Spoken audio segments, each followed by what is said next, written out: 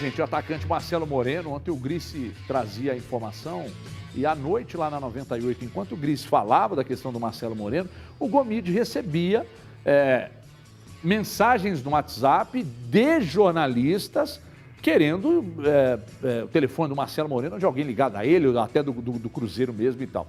Fato é que a imprensa de lá fala sobre Marcelo Moreno, já tem sua chegada iminente no Colo-Colo. Só que aqui, no Cruzeiro, estão negando qualquer possibilidade de saída. De ontem para hoje, mudou alguma coisa, Gris? Conversei com uma pessoa hoje de manhã, Everton, que me falou que, a não ser que seja um desejo do Cruzeiro de se desfazer do Marcelo Moreno, não há a menor possibilidade de saída. Que ele não tem o menor interesse em deixar o Cruzeiro. E você acha que a vantagem é a permanência dele? Ô Everton, assim, a gente precisa lembrar, né, que o Cruzeiro está impedido de contratar e que perdeu recentemente o Guilherme Bissoli, né? Que seria uma opção para ataque aí. Hoje, para centroavante, o Cruzeiro tem o Moreno, tem o Thiago e tem o Rafael Sobis, né? Que já fez essa função, tem jogado, né? Tanto já na reta final do Moza e como na estreia do Luxemburgo, numa outra função, né? Mais como um segundo atacante ali, mas pode fazer também. Eu acho o seguinte, Everton, tecnicamente hoje, o Marcelo Moreno é um jogador importante para o Cruzeiro. Já deu mostras aí de que pode ser útil na Série B, se o time tiver mais encaixado, que pode ser um jogador com poder de decisão importante para a competição. Mas a gente sabe que é um dos jogadores com o custo mais alto do elenco, né? Tem aí hoje um dos maiores salários do elenco do Cruzeiro. A gente está vendo toda a dificuldade, né? Hoje o Cruzeiro conseguiu aí os recursos para colocar a folha salarial em dia. Parece que já há aí uma conversa com os patrocinadores para garantir que o salário seja pago em dia até o final da temporada, com essa folha salarial atual. Mas todo o alívio para o Cruzeiro nessa altura do campeonato é importante, né? Mas eu acho que a parte técnica hoje do Moreno pode ficar um pouco acima da questão financeira, até porque, assim, o Colo-Colo não pagaria uma bucha de dinheiro ao Cruzeiro para tirar o Marcelo Moreno, né? Seria praticamente ficar livre do salário. E aí eu acho que nesse momento a parte técnica precisa ser prioritária, como o Cruzeiro já solucionou aí, parece, a situação salarial até o final do ano. Eu não liberaria, não. Gomes, você acha que é bom ou ruim para o Cruzeiro uma possível saída? O Gris está dizendo ali só se for vontade do atleta, não do clube, para sair. Porque o atleta já demonstrou interesse em ficar. Você acha que a vantagem, então, que o Cruzeiro permaneça com ele aí, ele pode ser útil no restante da temporada? Everton, assim, o Marcelo Moreno já é um jogador que não é um jovem atleta mais, né? Ele está mais na parte final da carreira do que na metade dela. Não sei, por exemplo, quais são os planos aí do Marcelo Moreno com relação à própria carreira profissional, né? Mas quanto tempo pretende jogar, se depois de encerrar, se pretende residir no Brasil, não precisa nem ser em Belo Horizonte, mas se pretende residir aqui no país, se pretende voltar para a Bolívia, se ele almeja ainda jogar, podemos considerar no exterior, né? O Colo-Colo é um time que vem passando por dificuldades, né? Um dos trunfos seria o Gustavo Quinteiros, que é o técnico do Colo-Colo, que tem ali um conhecimento sobre o futebol do Marcelo Moreno, já trabalharam juntos. Mas não sei quais são as pretensões profissionais dele. Talvez ele, por mais que hoje o Cruzeiro esteja na Série B do Campeonato Brasileiro, talvez ele considere que profissionalmente para ele seja mais interessante ficar aqui, porque não acredito que, em termos de salário, porque temos de lembrar que quando foi anunciado, o Cruzeiro dividiria, né, os vencimentos do Marcelo Moreno com um dos patrocinadores do clube, então ele tem um alto valor salarial. Não acredito que o Colo-Colo sequer possa igualar o que ele ganha aqui no Brasil. E falei da situação do Colo-Colo, né, que recentemente disputou até pela primeira vez, poderia ser rebaixado à segunda divisão do futebol chileno, né, mas isso não aconteceu. Não vem figurando em disputas sul-americanas como a gente se acostumou a ver, né, montando bons times para ao menos chegar às fases de mata-mata. Não passa por um período como esse. Então vai muito das pretensões, acredito que profissionais do atleta. Agora, que é inegável para quem passa por dificuldades financeiras, que caso o jogador quisesse sair, que seria um grande alívio, né? porque o salário não é baixo. E é um salário muito acima da realidade, por exemplo, da Série B mesmo. Estamos vendo o Cruzeiro atrasar salários insistentemente. Agora resolveu. Se vai permanecer saldando a dívida aí até o final da temporada, vamos aguardar. Mas é um certo alívio. É claro que tem a questão de não poder contratar, né? E aí, eu não vou dizer que é entregar, mas o Thiago ser a única opção por uma situação ainda delicada de tabela e de desempenho ainda abaixo de Série B, pode ser um complicador, sim. Então, acho que são vários fatores aí que têm de ser pesados, mas acho que o financeiro também deveria ser colocado em conta, né? Eu estou conversando, eu até cometi um erro aqui, que eu falei que todos já estavam, os salários estavam pagos, né? De todos, não. Parece que o Cruzeiro já tem o dinheiro para pagar todos, mas ainda está inclusive a base, né? Organizando a questão. Eu fui informado aqui de que funcionários e os profissionais da categoria de base não têm salários em dia. O que eu soube pela manhã é que o que pingou foi só o dos jogadores do ano passado, que ainda estava em aberto, aquela folha de outubro do ano passado e uma segunda parcela do 13º. Isso já está na conta.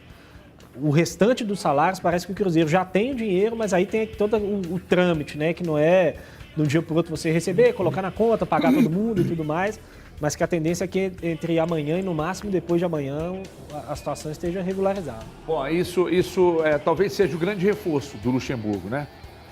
Para quem chega e não tem como contratar, trazer alguém, que era uma prática que todos os outros treinadores usaram, para o Luxemburgo, e aí eu acho que dá para colocar na balança, né, Gomides?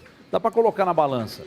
Por exemplo, o Mozart, o Felipe Conceição e outros treinadores que passaram antes deles tiveram a possibilidade de reforço no time. O Luxemburgo não teve, mas teve salários em dia. Se a balança vai pender para um lado ou para outro, a gente não sabe. Mas se o Luxemburgo chegasse e pudesse contratar, certamente indicaria e fatalmente a diretoria atenderia. Agora, já que não pode, pelo menos salários em dia. Foi um pedido do Luxemburgo, outros treinadores que passaram aqui pediram vários jogadores. Encareceram, incharam ainda mais a folha. O Luxemburgo falou, bom, já que não tem jeito de contratar, paga pelo menos os salários. O Gris acabou de informar, foi o que eu recebi aqui. Não, todo mundo não recebeu, mas está encaminhado para receber. Não adianta também pagar os jogadores profissionais ali e deixar funcionários, pessoal das categorias de base, sem esse amparo, né? O Luxemburgo até deu a entender na entrevista coletiva de que em determinado momento se aventou essa possibilidade, né? De pagar apenas os jogadores e não os funcionários. O Luxemburgo falou na coletiva, inclusive eu fiz questão de que pagasse também os funcionários, porque eles são parte tão importante quanto no processo, né? Então, eu acho que é um alívio, Everton, em todos os aspectos, né?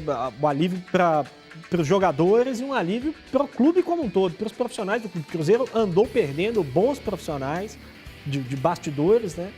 Porque não tinha capacidade de pagar salário, né? E a gente sabe que, por exemplo, boa parte dos jogadores, a gente já falou um pouco a respeito disso aqui, boa parte dos jogadores do Cruzeiro tem ali uma reserva, tem uma condição financeira um pouco melhor, que consegue ali ficar 1, 2 meses, 3 meses sem receber.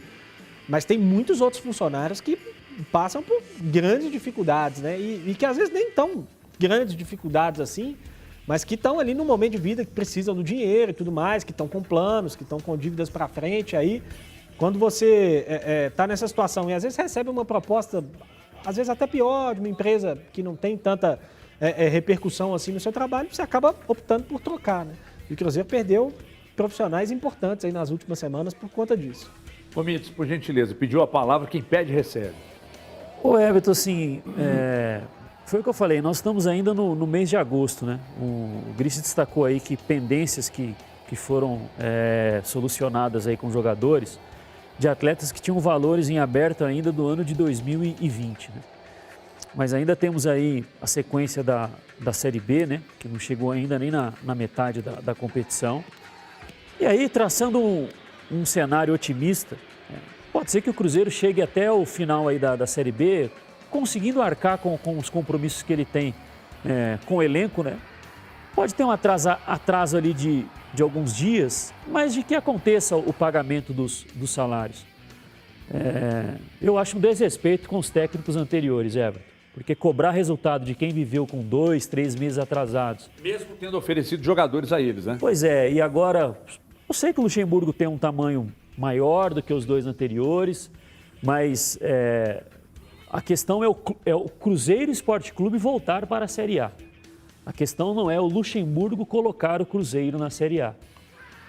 O Felipe Conceição e o Moser, com certeza, eles gostariam de ter sido técnicos que conduziram esse trabalho, mas não foi possível. O fator do salário, do atraso dos salários, talvez tenha sido um grande complicador para ambos. Aí chega um, acerta tudo, Everton, eu acho um desrespeito com os 2 anteriores. Mas o Cruzeiro, honestamente, eu não acho que o Cruzeiro está preocupado com isso. O pra trás mente, o Cruzeiro, sinceramente, eu estou dizendo... Mas pra trás mente com relação a desde o período da chegada do Sérgio Santos Rodrigues, eu acho que ele reconhece que ele errou, ele reconhece que ele erra muito, e não acho que ele tenha algum tipo de... Então não dá para cobrar. Preocupação. Não, mas eu estou te dando apoio, eu acho que você tem razão. Eu só acho que assim, eu entendo o ponto de vista, e até concordo que assim, é claro que o trabalho do Luxemburgo ele vai ser facilitado por esses fatores, isso é evidente. Se você entregasse as mesmas condições para os outros, provavelmente eles poderiam entregar algo melhor. Eu só acho que assim, a gente precisa deixar muito claro aqui de que os salários estão sendo pagos porque o Luxemburgo é o técnico.